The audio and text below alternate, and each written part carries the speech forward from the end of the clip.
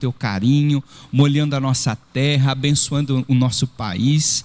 Nós pedimos que o Senhor continue a abençoar a nossa cidade, cada vida, cada família aqui, e que possamos desfrutar da sua presença agora. Nós pedimos que o teu Espírito Santo venha com intensidade agora sobre nossas vidas, trazendo a tua presença, que nos convence da sua vontade, que nos ensina, que nos inspira e nos encoraja a buscarmos a sua presença mais ainda, buscarmos a sua imagem mais ainda.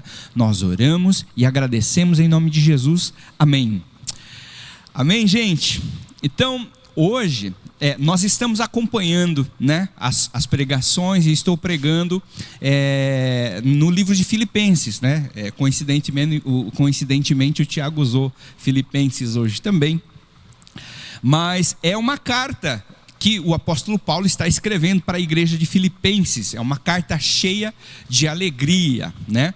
É uma carta cheia de saudade, cheia de amor, né? De boas lembranças. E um detalhe que ele está escrevendo lá da prisão. E o tema de hoje é desafiador, né? O viver é Cristo e morrer é lucro. É bastante conhecido, né? O viver é Cristo até foi legal, né? De pedir para o Espírito Santo ensinar, né? Eu orei assim, Deus me ensina, né? O que é viver é Cristo. Mas e o morrer é lucro, amados? Quem é que quer morrer? Ergue a mão. Ninguém, né? Então vamos pedir para o Espírito Santo nos mostrar, nos ensinar o que significa isso que o apóstolo Paulo escreveu. E o morrer é lucro. Amém? Então, como estava falando, isso aqui é uma carta do apóstolo Paulo aos Filipenses. Ele estava preso, ele estava lá em Roma. E ele estava escrevendo aos irmãos, né, que ele tinha saudades. Os irmãos estavam preocupados com ele. O apóstolo Paulo está preso, vamos mandar uns mantimentos aqui, uns agasalhos, né, uma bênção, uma oferta para o apóstolo Paulo. E aí o apóstolo Paulo recebe essa ajuda da igreja de Filipenses e ele escreve para agradecer, e ele fala: faz 12 anos que eu não vejo vocês, né? Lembra quando eu estive aí na cidade de vocês? Não está escrito em Filipenses, está escrito em Atos 16, que ele esteve lá em Filipenses, ele foi açoitado, foi preso, só que aí um centurião que ia suicidar, o apóstolo Paulo falou: não, nós estamos aqui, e aí ele se converte, né? E a família dele começa uma igreja, né? A Lídia também se converte. Então é para essa turma que o apóstolo Paulo está falando: eu tenho saudade de vocês, muito obrigado porque vocês têm colaborado com o ministério, vocês têm ofertado na minha vida, e eu tenho certeza que Deus vai completar a boa obra que começou na vida de vocês. E outra coisa, eu digo que eu oro toda vez por vocês para que o amor de vocês aumente. Vocês se lembram que ele escreveu isso também? Eu oro por vocês, né, para que o amor de vocês aumentem em compreensão e percepção, em conhecimento e em percepção, para que vocês aprovem as coisas excelentes, né? Então nós tivemos um domingo que nós falamos dessa oração. Ele ora para que o nosso amor aumente, para que nós sejamos excelentes, né? E nós falamos que o amor não é um sentimento somente, assim como nós pensamos, nós vemos na televisão, né? O amor é um sentimento. Não, o amor é você dar para alguém, né? O seu favor, a sua vida, você viver em favor de alguém, isso é o amor. E o apóstolo Paulo, ele fala: eu oro para que o amor de vocês aumente em relacionamento, em conhecimento e percepção, em sensibilidade. Você olhar para o lado e você perceber quem você pode amar, né? Então ele escreve isso também. E no domingo passado nós vimos qual era o foco dele e qual era a perspectiva dele. São duas coisas que nós vimos no domingo passado. O foco dele, nós vimos que o foco dele era a propagação do evangelho. Lembra? Ele falou assim: eu estou preso aqui, mas graças a Deus que o evangelho está avançando, porque eu estando preso aqui, os irmãos eles estão inspirados, encorajados a pregar, e o evangelho está sendo pregado. E uma outra coisa que ele falou também, eu vejo essa situação de prisão aqui como uma oportunidade para pregar para os soldados, né, da guarda de César. Então, os soldados romanos, eles nunca iam ouvir sobre o evangelho se o apóstolo Paulo não estivesse preso.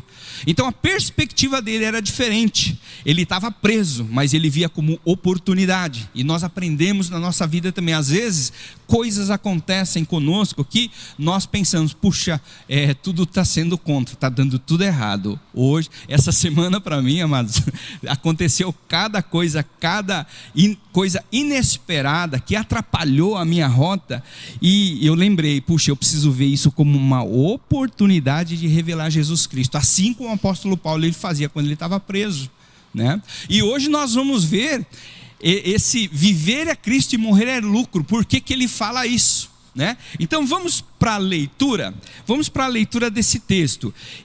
Vamos acompanhar capítulo 1, verso 19 a 30. Eu não coloquei aí no slide, eu vou ler retinho aqui. Quem puder acompanhar no celular ou na sua Bíblia, fique à vontade. Quem não tiver, eu vou estar lendo aqui, tá bom? O texto de hoje é: porque eu estou certo de que pela súplica de vocês e com a ajuda do Espírito de Jesus Cristo, isso resultará em minha libertação. A minha ardente expectativa, repitam comigo, ardente expectativa.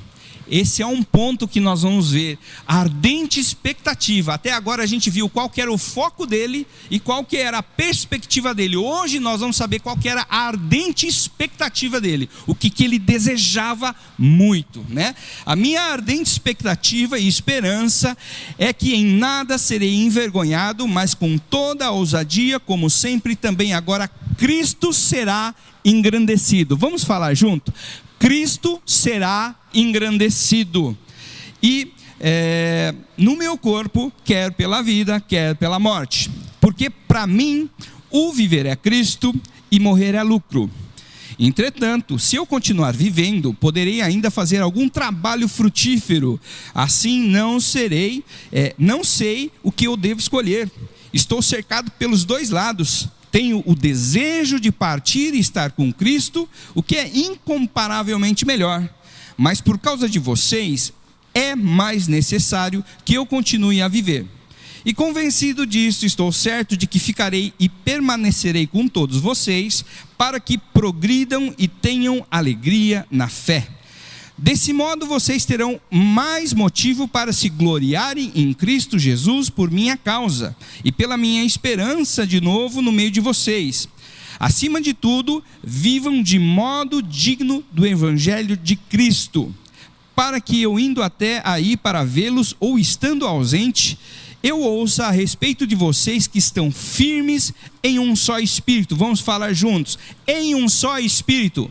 Em um só Espírito. Com uma só alma, lutando juntos pela fé do Evangelho.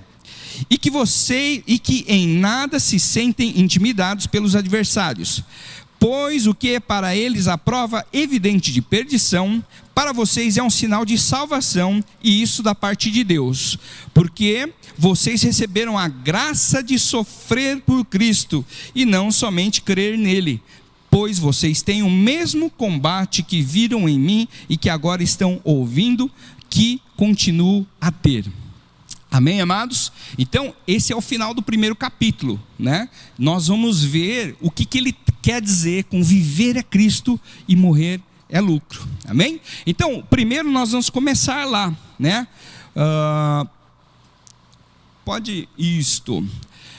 O versículo 19 fala assim: porque eu estou certo de que pela súplica de vocês e com a ajuda do Espírito de Jesus Cristo, isso resultará em minha libertação. Ele tinha certeza que ele ia ser liberto. E a gente vê que ele está falando duas coisas. O que ele está falando? Pela ajuda do Espírito de Jesus Cristo. Ou seja, Deus vai me libertar. Deus é soberano e Ele pode me libertar. Amém, amados? Todos creem nessa soberania de Deus. Não sei o que você está passando na tua vida, mas Deus é soberano. Ele pode fazer um milagre em nossas vidas. Mas é muito interessante que ele fala assim, ó: estou certo de que pela súplica de vocês. Ele coloca duas coisas. Olha, se Deus é soberano, Deus podia fazer, não é verdade? Deus podia, pum, apóstolo Paulo, você está liberto. Mas ele fala, pela súplica de vocês. Então, nós vemos a soberania de Deus, que é o Espírito de Jesus Cristo que está referenciado ali. Deus pode fazer, mas nós vemos o privilégio que nós temos como igreja, nós temos como corpo de Cristo, de orar por aquilo. O ponto que eu quero chegar é assim, bom, Deus vai abençoar, beleza, mas Ele quer formar em nós filhos que têm o mesmo coração de Deus. Imagina o seguinte, ó, isso aqui é a vontade de Deus. Deus tem uma vontade aqui, né? E Ele pode resolver, Ele pode fazer a vontade de Deus. E a vontade nossa está aqui, né? Ah, Deus, eu quero um carro, vamos supor. Eu quero uma casa, um emprego melhor. Só que Deus está querendo que o nosso coração se alinhe com o coração de Deus. Deus vai fazer, mas Ele quer formar um povo que tenha um coração alinhado com Deus. Amém, amados? Quantos aqui querem alinhar o seu coração com Deus? Amém? Então, nós sabemos que nós precisamos orar, só que nós precisamos entender que a nossa oração, ela tem que estar alinhada com a vontade de Deus. Não adianta você orar uma coisa que não faz parte da vontade de Deus. Um exemplo grosseiro é: Deus, eu quero que meu vizinho morra.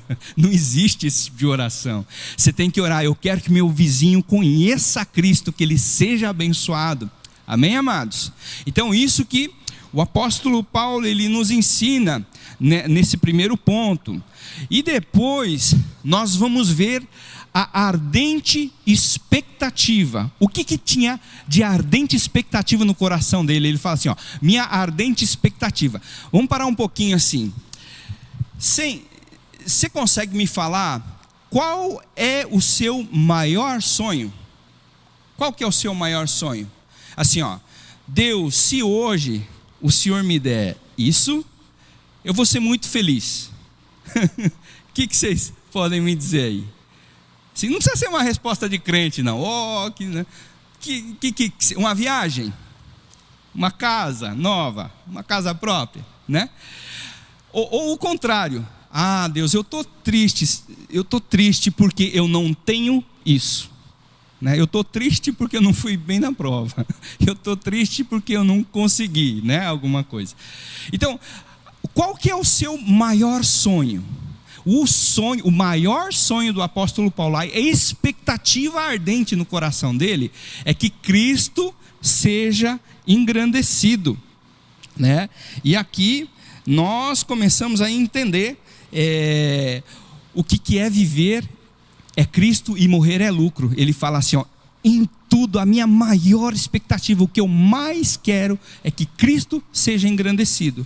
Nós vimos semana passada que o maior foco dele era que o evangelho progredisse, o progresso do evangelho. E hoje nós estamos vendo o anelo do coração dele. Nós estamos vendo a vontade maior que tem no coração dele, é que Cristo seja engrandecido.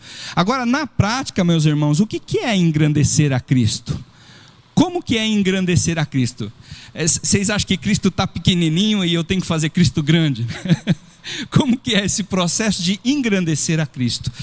É nós mostrarmos Cristo, é nós revelarmos Cristo, amém? Todos estão entendendo?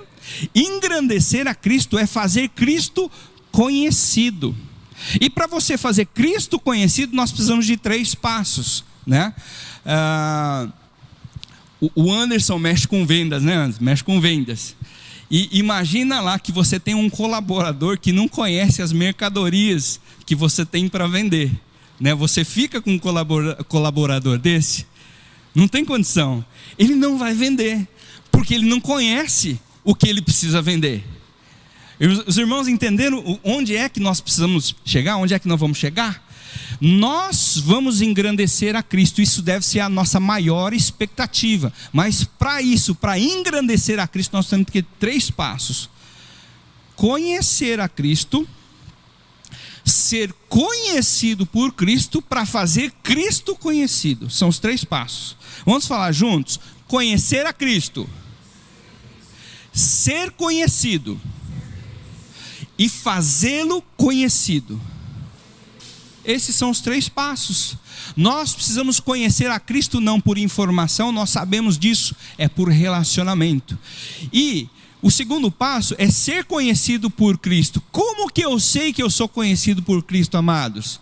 Como é que dá para saber?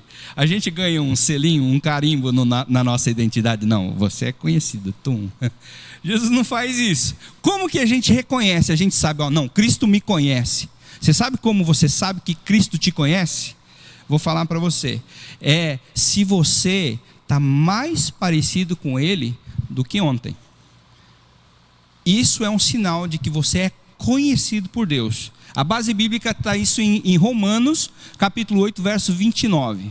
Lá fala assim, ó, o que de antemão conheceu, quer dizer, Deus conheceu, quem Deus conhece, esse também predestinou para serem conforme a semelhança, conforme a imagem do seu Filho. Então, quem é conforme a imagem de Jesus Cristo, Deus o conhece. Amém, amados? Então, olha para o irmão do seu lado e fala assim, ó, eu vejo Jesus em você. Amém? Essa é a nossa meta. Nós precisamos parecer mais com Jesus do que ontem. Precisamos, porque isso é sinal de que nós somos conhecidos por Deus. E aí, por último, nós vamos fazer Cristo conhecido. Por quê? Você não vai fazer força, você não vai precisar decorar versículo para falar, você é como Jesus Cristo. Você vai tomar um tapa na cara, você vai virar o outro. Não vai virar outra mão, vai virar outra face, não é? Você não vai falar mal da pessoa, você não vai mentir, você não vai adulterar, você não vai fazer coisa errada, coisa escondida. Você vai ser mais parecido com Cristo. Amém, amados? Então isso é sinal de que você é conhecido por Deus e você vai fazer Cristo conhecido. E uma outra coisa sobre ardente expectativa, né? Que a expectativa é uma expectativa infalível, né? Eu estou num grupo de WhatsApp, gente, e um amigo meu mandou uma figurinha muito engraçada, né? Aí tinha uma frase nessa figurinha, estava assim, ó, expectativa é que nem paçoca, do nada esfarela. Né? A expectativa, gente, esfarela, do nada some, né? A gente tem várias brincadeiras que o pessoal faz, né? A foto da expectativa e a foto da realidade, né? Só que o apóstolo Paulo, a expectativa dele é infalível. É infalível, porque ele quer que Cristo seja engrandecido no seu corpo. Ele fala, eu estando preso aqui, Cristo vai ser engrandecido. Se me soltarem, eu vou pregar e Cristo vai ser engrandecido. Se eu morrer, as pessoas vão ver o meu testemunho e Cristo vai ser engrandecido. Então essa é uma expectativa infalível.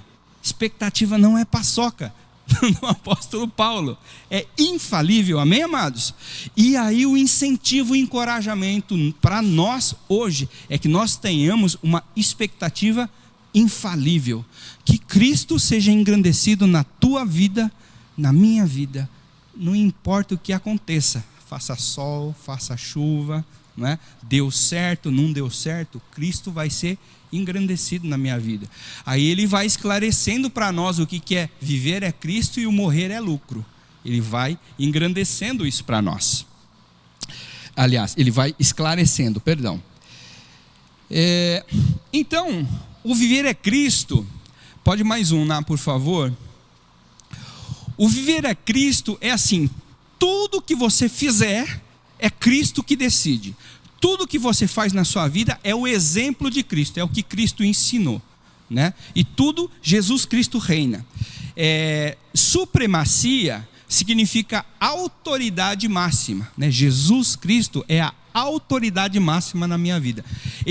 O apóstolo Paulo escreve um trecho muito bonito lá em Colossenses, capítulo 1, verso 15 a 20. Ele fala assim de Jesus Cristo. Olha o que ele fala. Ele fala: Cristo é a imagem do Deus invisível. Ele é o primogênito de toda a criação. Nele foram criadas todas as coisas, tanto no céu quanto na terra, tronos, soberanias, poderes, autoridades. Tudo que existe foi feito por Ele e para Ele.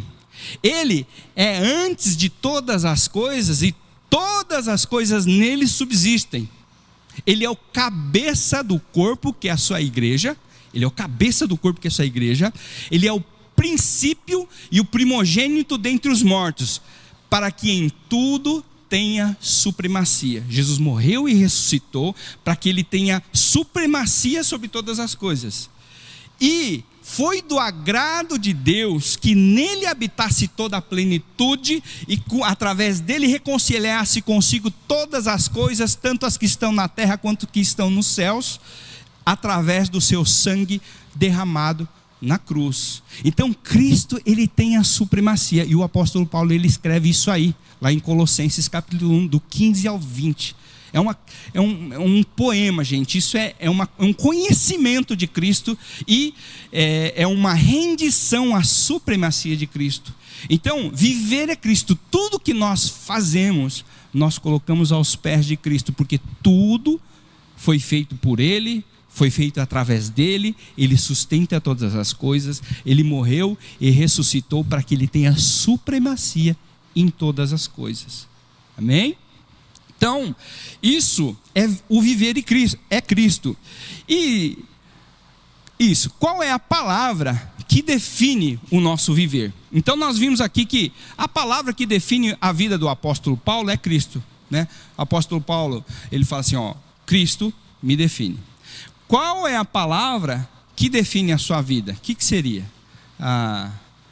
Um pianista, né? Por muito tempo da minha vida, né, eu me identificava como um pianista, mas isso não é o que Deus planejou para a minha vida.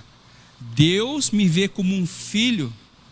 Deus deseja que eu seja imagem e semelhança. Então, pianista, músico, eu considero como esterco. Nós vamos ver isso como na carta aos Filipenses, no capítulo 3 nós vamos ver isso. Então, qual é a palavra que define a tua vida, a minha vida? Comerciante? Empresário? Amados, a palavra que deve definir a nossa vida é Cristo. Cristo deve ser a supremacia. Ele deve ter total autoridade sobre nossas vidas. Amém? Não estou dizendo que não podemos exercer a nossa profissão, mas a primeira coisa, o que define a nossa vida, o viver nosso, deve ser Cristo. Amém? Continuando, entrei na parte difícil agora. Aqui eu fiquei pensando, né? Eu pedi para Deus, não quero morrer não. Não gosto de morrer. Como é que o Senhor escreve isso? Que morrer é lucro. Não é verdade? Nós temos essa tendência da nossa autoproteção, né? Nós queremos viver, sobreviver. Isso é um instinto do ser humano. Mas eu fiquei pensando, quando é que é lucro para alguém morrer? Você consegue pensar quando que é lucro para alguém morrer? É quando alguém já fez tudo o que precisava. Aí o morrer é lucro. Não é verdade? O apóstolo Paulo, ele viveu, a vida dele foi Cristo. O anelo, o anseio, a expectativa dele era que Cristo fosse engrandecido. E tudo que ele fez foi para que Cristo seja engrandecido. Então ele não deixou arrependimento. Ele viveu por completo o propósito de Deus para a vida dele. E aí uma pessoa que vive o propósito de Deus para a sua vida por completo, o morrer é lucro. Porque eu já fiz tudo, Deus. O Senhor me criou para fazer isso, para conviver com os irmãos, para viver, né, em comunhão com os irmãos, em representar Jesus Cristo. Eu representei Jesus Cristo em tudo. Paulo viveu, fez toda a vontade de Deus e ele não adiou, amados. Será que a gente adia alguma coisa?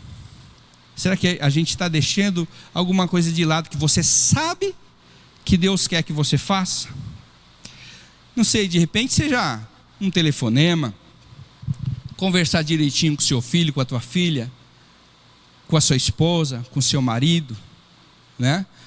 Paulo não, ele viveu tudo, ele viveu toda a vontade de Deus plenamente, sem adiar nada. Por isso que morrer é lucro. Amém, amados? Todos estão comigo? Todos estão entendendo? Aí eu fui ver, né, no famoso Dr. Google, quais são os maiores arrependimentos das pessoas antes de falecerem. Aí mostrou um monte de estudo, bastante pesquisa, pessoal que acompanha o estado terminal das pessoas, eles fizeram uma pesquisa e levantaram o que mais que as pessoas se arrependem, né? E lá nos tops estavam assim, de não ter vivido o propósito. Não para crente, em linguagem cristã, não ter vivido o propósito de Deus, não ter vivido para que Deus me criou. Esse é o primeiro arrependimento, né? Segundo arrependimento que aparece lá é ter trabalhado bastante. Gente, o que é a nossa vida no mundo? Só trabalhar. Para que você estuda? Para aprender a trabalhar. Para que você está estudando? Para entrar no emprego. E o arrependimento dessas pessoas é o quê? Por ter trabalhado muito. Terceira coisa que aparece nessa pesquisa: não ter expressado os seus verdadeiros sentimentos. Relacionamento, amados. Vocês estão vendo que o arrependimento das pessoas tem a ver com relacionamento? O trabalho tira o teu relacionamento. Você não expressar os seus sentimentos, sabe o que é? Você não ter falado para o teu pai que você ama ele, que você é grato a ele. Você não ter falado para a tua mãe: obrigado porque você me cuidou, obrigado porque quando eu desobedeci você continuou orando por mim. Você não ter falado para o seu filho: filho, eu te amo, independente do que aconteceu, eu te amo. Sabe? Esse é o terceiro arrependimento das pessoas, né? O quarto arrependimento é não preservar as amizades que tinha. Então eu tenho falado, né? Relacionamento, amizade é muito importante e é fácil a gente perder, não é? É só a pessoa não concordar com a gente que a gente já muda de amigo. Fácil, né? Só que esse é o arrependimento das pessoas. Os maiores arrependimentos que os seres humanos têm é não expressar, não manter suas amizades, trabalhar demais, não viver o propósito de Deus. E isso aí nós aprendemos que o apóstolo Paulo, ele não fez nada disso. Ele viveu em favor de relacionamentos. Essa carta aos Filipenses é um relacionamento que ele está cultivando há 12 anos com uma igreja que tem sustentado ele nas suas missões. Ele está falando: eu amo vocês, eu sou grato a Deus pela vida de vocês, eu oro por vocês e eu peço que Deus aumente o amor entre vocês, que Deus possa aumentar o relacionamento, o entendimento de amor na vida de vocês, que Deus possa completar a boa obra que começou na vida de vocês. Eu prefiro estar com Cristo, é o próximo ponto. Eu prefiro estar com Cristo, mas eu quero ficar com vocês também, eu amo vocês. O relacionamento, amados, é uma coisa muito importante. Então, eu vou deixar um desafio hoje.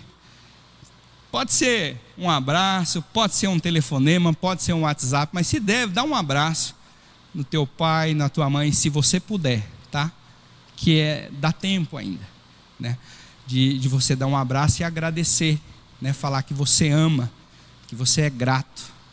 Não pai ou mãe, filho, filha, de repente algum parente que você não conversa muito, faz isso, né? Viva plenamente. De repente é isso que Deus deseja acrescentar em nossas vidas, né? Então isso é quando morrer é lucro. Vamos para o próximo. O próximo é o amor proporcional. O que é amor proporcional? Vamos ver o que está falando nesse texto. Ele fala assim: entretanto, se eu continuar vivendo, poderei ainda fazer algum trabalho frutífero. Assim, não sei o que devo escolher. Estou cercado pelos dois lados, tendo o desejo de partir e estar com Cristo. Ele deseja, ele está dividido. Eu amo tanto Jesus que eu quero estar com Jesus. Não quero mais ficar aqui. Eu quero estar com Jesus, que é muito melhor, ele fala, né? Que é incomparavelmente melhor. Mas por causa de vocês, então ele está dividido. Por causa de vocês é mais necessário que eu continue a viver. E convencido disso, estou certo de que ficarei e permanecerei com todos vocês, para que progridam e tenham alegria alegria na fé. Então, nós vemos aqui que é proporcional, o amor dele é proporcional. Quanto mais ele ama Jesus Cristo, mais ele ama os irmãos. Então aqui também fica uma dica para a gente. Nós estamos amando aos irmãos, isso é proporcional ao nosso amor a Cristo, né? 1 João 4:20 fala assim: aquele que diz que ama a Deus, mas odeia o seu irmão, é mentiroso. Porque como ele pode amar a Deus, como ele pode não amar a Deus que não vê e não amar o seu irmão que vê, né? Então, o amor entre nós, o tanto que eu me importo com os meus irmãos, é o tanto que eu amo a Jesus Cristo, né? Então como é que eu sei que eu amo Jesus Cristo? É porque eu venho na igreja, que eu canto, que eu leio a Bíblia? Não, é o tanto que você se importa com o seu irmão.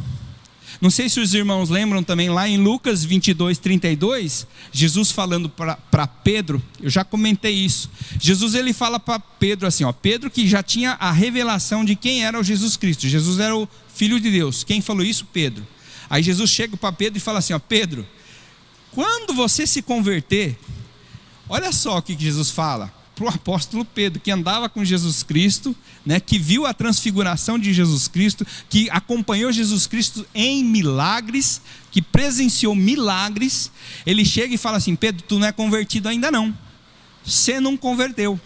Agora quando você converter, cuida dos seus irmãos. Olha o sinal de uma pessoa convertida. Uma pessoa convertida é aquela que se importa com os seus irmãos. Amém, amados? Então, uma métrica para saber se você ama a Jesus ou não, é se você se importa com tua família, se você se importa com os teus amigos. Isso é sinal de que você está amando a Jesus. Amém, amados? Vamos seguir. Isso, e convencido disso, estou certo de que ficarei e permanecerei com todos vocês, para que progridam e tenham alegria na fé. Desse modo, vocês terão mais motivos para se gloriarem em Cristo Jesus por minha causa, pela minha presença de novo no meio de vocês. Então aqui, amados, isso aqui é o propósito do relacionamento, sabe? Nós estamos juntos aqui por causa de um propósito. Não estamos juntos aqui para passar um domingo. Isso não é o propósito. Nós temos um propósito. Olha o propósito ali, o propósito da comunhão: amar, conhecer e deleitar. O que eu quero dizer com isso? O nosso relacionamento faz você chegar mais perto de Jesus, faz você amar mais a Jesus ou não, né? Esse é o propósito, o nosso relacionamento. Se a gente tem vontade de conhecer mais a Jesus ou não. Esse é o propósito de toda comunhão cristã. Porque senão é uma comunhão normal, é uma comunhão, vamos andar de bicicleta. Essa comunhão, o propósito da comunhão é andar de bicicleta. Não, nós estamos aqui para que nós representemos Cristo uns aos outros, e através disso o nosso amor por Jesus Cristo aumente. É isso que Paulo está falando, eu quero estar com Jesus, mas eu vou ficar com vocês. Eu vou ficar com vocês para quê? Para que o amor de vocês aumentem, né? Para que vocês glorifiquem Cristo Jesus por minha causa. A minha presença aqui faça com que vocês desejem conhecer mais a Jesus. Lá no nosso trabalho, as pessoas que ficam junto com a gente lá na nossa classe, a galera que faz trabalho com a gente, eles, por se relacionarem conosco, eles têm mais curiosidade em saber de Jesus ou não? A gente é que nem água para eles, é insípido, incolor, inodoro, né? Não, o cara está aí, beleza, é um colega aí, colocamos aí no trabalho porque para ele ganhar ponto junto com a gente. Ou a tua presença gera neles uma vontade de conhecer Jesus Cristo, porque eles olham para você, esse cara é diferente, ele parece Jesus Cristo, eu quero conhecer o Jesus Cristo que ele segue. Deu para entender?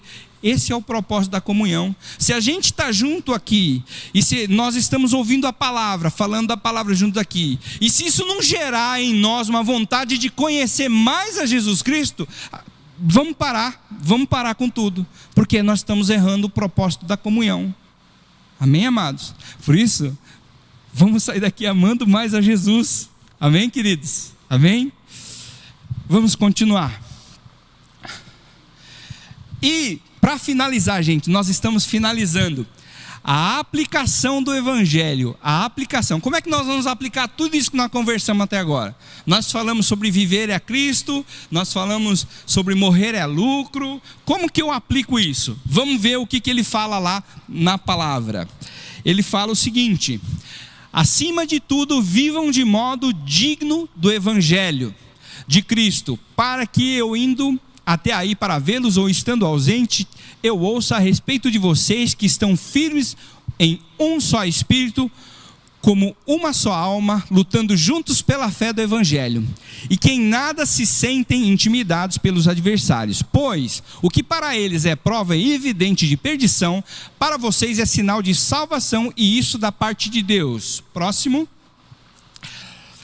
Porque vocês receberam a graça de sofrer por Cristo e não somente crer nele, pois vocês têm o mesmo combate que viram em mim e agora estão ouvindo que continuo a ter. Então, a aplicação do Evangelho, o que ele quer dizer com tudo isso? Primeira coisa, é perdão. Ele fala assim: vivam de modo digno do Evangelho de Cristo. O que é o Evangelho de Cristo? O que Cristo fez por nós? Cristo nos perdoou. Amém, amados? Não importa a nossa vida, Cristo nos perdoou. Nós fomos assassinos, nós fomos infiéis, nós fomos traidores, e Ele nos perdoou. Então, viver de modo digno a esse perdão de Cristo é nós perdoarmos aqueles que nos perseguem, aqueles que nos traem. Amém, amados? Isso é viver de modo digno do Evangelho. Isso é a aplicação do Evangelho. Não dá para viver o Evangelho se nós não perdoamos os nossos amigos, os nossos parentes, os nossos cônjuges. Jesus é até mais firme, né? Os nossos inimigos também nós precisamos perdoar. Outra coisa, a aplicação do Evangelho é a unidade. Ele fala, de modo que vocês vivam em um só espírito, uma só fé, uma só alma.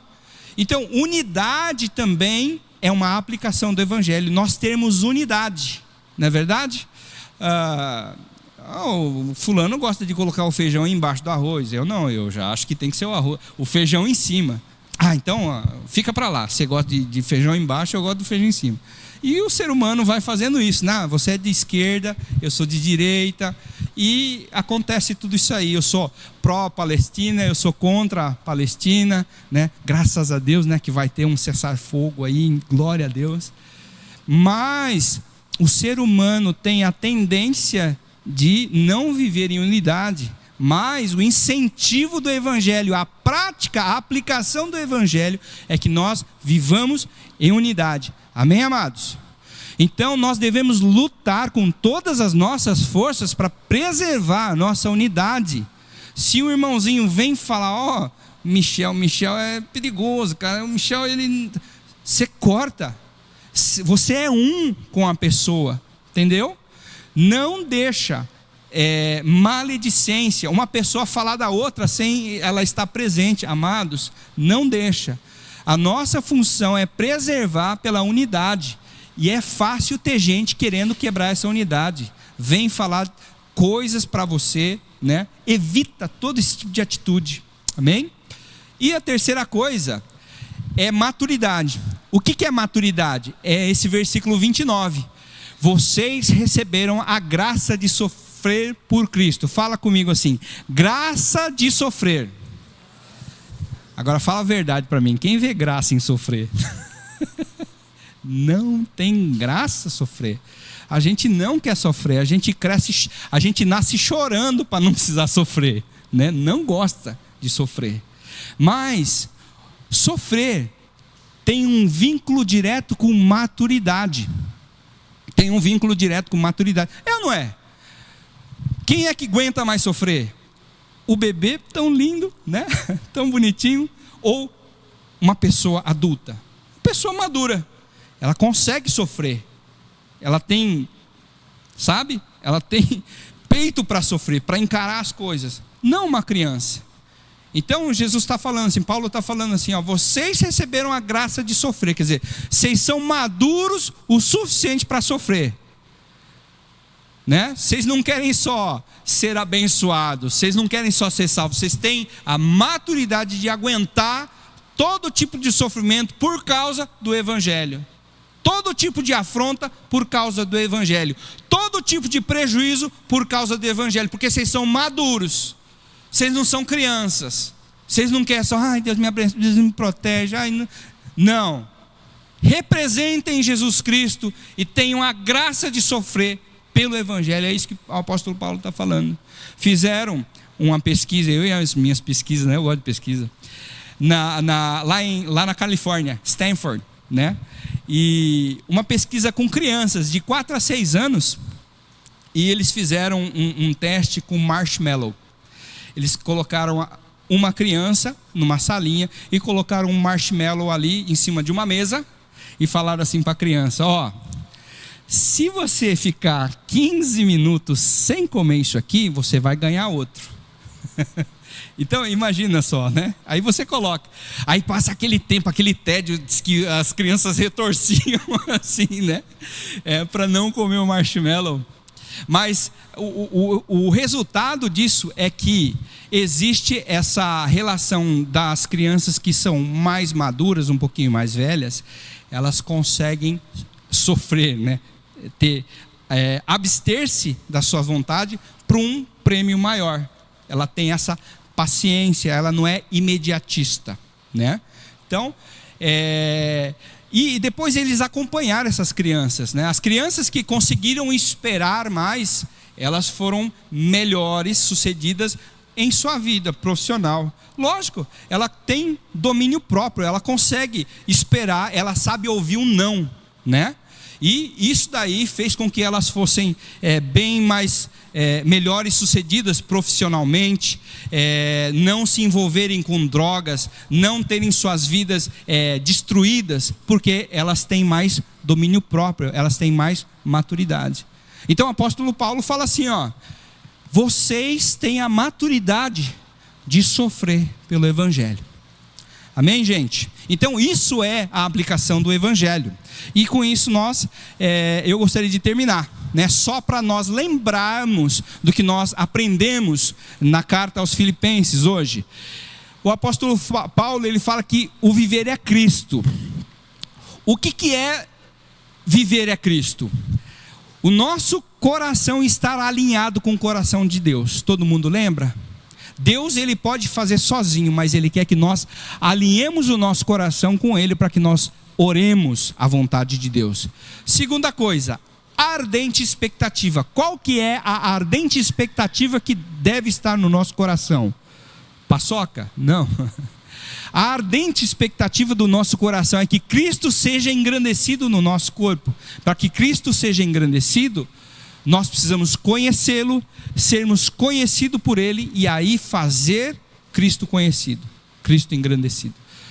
Outra coisa, o amor, ele é proporcional, né? À medida, o tanto que eu amo a Deus, é o tanto que eu amo os meus irmãos.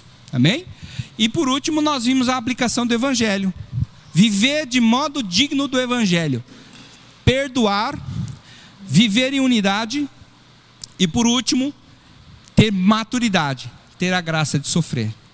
E nós aprendemos que o morrer é lucro para toda pessoa que vive plenamente a vontade de Deus. Então, a nossa oração hoje, amados, é que nós possamos viver plenamente a vontade de Deus. Não vamos adiar a vontade de Deus para a nossa vida, vamos fazer tudo o que Deus deseja.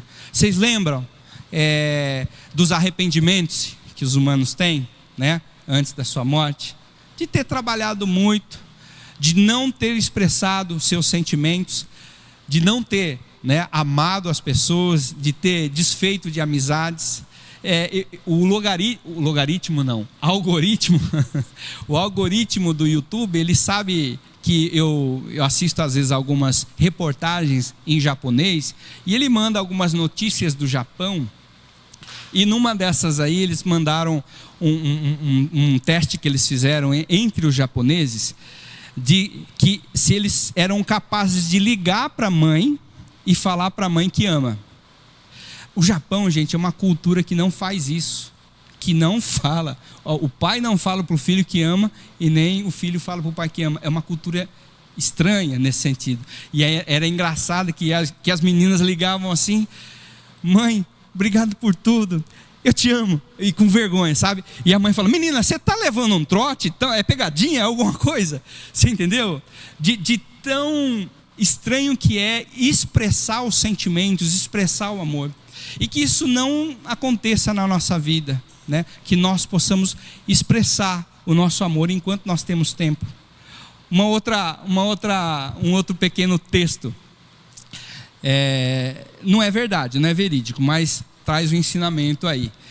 Diz que uma senhora de 80 anos, uma velhinha de 80 anos, ela teve uma oportunidade na vida dela de um dia ela poder acordar com 32 anos. Quem queria acordar com 30? Aliás, o pessoal que é mais novo, vamos supor que vocês pudessem acordar com menos idade. Mas imagina só a alegria de uma senhora de 80 anos de idade poder acordar com 30 anos de idade. Ela diz que naquele dia ela acordou, ela foi acordada por um monte de mãozinha batendo nela assim. Aí diz que ela acordou, mas ela não acordou com raiva. Ela colocou essas crianças na cama dela, né? Abraçou, cheirou essas crianças. Aí depois ela desce na cozinha. E aí, lá na cozinha ela encontra o marido. Aí, em vez de cobrar, ela vai lá e dá um abraço. O marido diz que até estranhou assim, né? Ué, você está me abraçando. E diz que ela ficava lá abraçando o marido, decorando a voz do marido, o que ele estava falando. E aí ela senta para tomar um café, a molecada senta também, aí derrama aquele leite na mesa. Ela fala que ela não ficou brava, ela não falou assim: ó, quem limpa essa casa sou eu, né? Ela não falou naquele dia, ela não falou. Ela lembrou que aquela cozinha, aos 80 anos, a cozinha estava vazia, ela estava sozinha, e o marido, ela tinha separado já. Então nesse dia ela não ficou brava. Aí ela vai no carro, as crianças entram no carro, uma esquece o material, tem que voltar, e ela não fica brava, ela fica feliz com isso. E aí ela passa o dia inteiro, né, revivendo as coisas e podendo agradecer por isso. E aí no final da noite ela faz uma ligação para a mãe dela, né? Ela liga: mãe, você está bem? E aí ela diz que ela ouviu toda a conversa da mãe. Ela explicou com calma: mãe, ó, para mandar e-mail é o seguinte, você coloca o seu nome, o seu arroba, você anexa a figura. Diz que ela teve a paciência de explicar tudinho para ela e falar para ela: mãe, eu te amo tanto, eu sou grata porque, né, você me perdoou, você me criou, você me suportou. Então, amados, quando que morrer é lucro? Vamos fazer de tudo, gente, para que morrer seja lucro na nossa vida, que não seja um arrependimento, né? Que não seja uma perda de tempo. Se você pode, faz isso. Ama ao máximo, tá bom? Minha sogra, eu te amo. Eu sei que nunca te chamei de mãe, né? Mas eu te considero como uma mãe para mim, tá? Viu, gente? Não é de briga não, tá? É porque eu chamo ela de tia. Mas eu queria saber, eu queria que a senhora soubesse que eu te considero como mãe, que eu te amo como tal. Gia, eu te amo. Você é minha cunhada, querida do meu coração, tá? Coquinho. Não vou nem falar, tá? Para eu poder terminar. Tá bem, amados? Tá bem, Júlio? Tá bem, Dani? Tá bem, galera do fundão? Né? Cara, sem arrependimento, morrer é lucro na vida de cada um de vocês. Amém? Terminando com João 13:34, o último conselho de Jesus Cristo. Não falei para a pessoa mais importante da minha vida. Eu ia me dar mal, ia ou não ia, amados?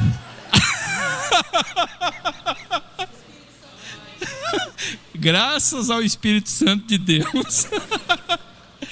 Eu te amo. Você é muito especial para mim, tá bom? Me perdoa por tudo. Minhas falhas, tudo que eu faço de errado, me perdoe. Obrigado por essa caminhada, tá bom? Deixa eu parar. E Jesus, antes de ir embora, na última ceia dele com os seus discípulos, ele fala assim: eu dou um novo mandamento para vocês: amem-se uns aos outros assim como eu vos amei. Amados, isso é a vontade de Deus. Você quer saber qual é a vontade de Deus? É isso aí que Jesus falou: amai-vos uns aos outros como eu vos amei. Jesus nos amou não por interesse, porque nós não temos nada a acrescentar para Jesus. Jesus nos amou, sendo nós ainda pecadores, traidores, Ele nos amou. Que nós possamos amarmos uns aos outros assim também como Ele nos amou. Amém, queridos? Vamos nos colocar de pé? Vamos orar. Abaixe suas cabeças. Senhor Deus, nós queremos te agradecer por mais um tempo na tua presença, pela presença do teu Espírito Santo no nosso meio, pelo que o Senhor nos ensinou, pelo que o Senhor nos falou, pelo que o Senhor formou em nós.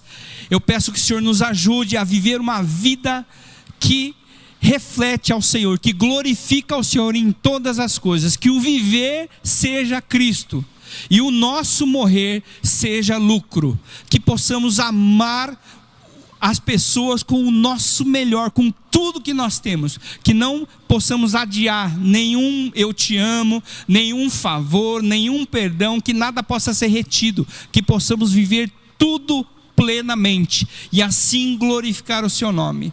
Nós pedimos pela presença, unção do teu Espírito Santo sobre nossas vidas, trazendo fortalecimento, trazendo direcionamento e capacitação, que os teus dons, que as tuas virtudes possam ser transbordante na vida dos meus irmãos, que a tua presença possa ser intensa, de uma maneira que o seu reino seja glorificado onde quer que eles estejam, seja na casa deles, que os teus milagres possam acompanhá-los, que a tua presença possa revelar Cristo na vida deles, que as pessoas que convivem com cada um dos meus irmãos aqui, eles possam ser abençoados através da presença de Cristo na vida deles. Essa é a nossa oração. Nós oramos por essa cidade também, pedimos por Bastos, o Senhor possa abençoar em todas as áreas, cultural, educacional, econômica, que Jesus Cristo possa abençoar todas as áreas dessa cidade, dê sabedoria aos governantes.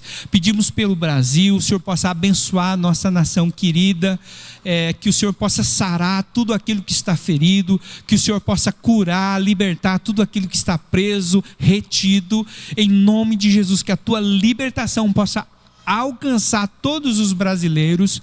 Nós oramos pelo mundo, nós te agradecemos pela paz que se restabelece, os sinais de paz que acontecem lá em Israel, nós agradecemos, nós temos intercedido, nós temos pedido para o Senhor abreviar o sofrimento daquele povo, e nós podemos contemplar agora isso acontecer. Nós queremos agradecer e pedir que o Senhor continue a abençoar todas as nações dessa terra. Nós pedimos para que o teu nome seja conhecido em todo o mundo, que as pessoas que são oprimidas, que as pessoas que são injustiçadas, elas possam receber a sua graça, a sua resposta. Essa é a nossa oração. Erga suas mãos para o alto, que a graça do nosso Senhor Jesus Cristo, o amor de Deus e a comunhão do Espírito Santo esteja com cada um de nós hoje e para sempre, em nome de Jesus, amém. Amém, amados? Dá um abraço mesmo no irmão do seu lado.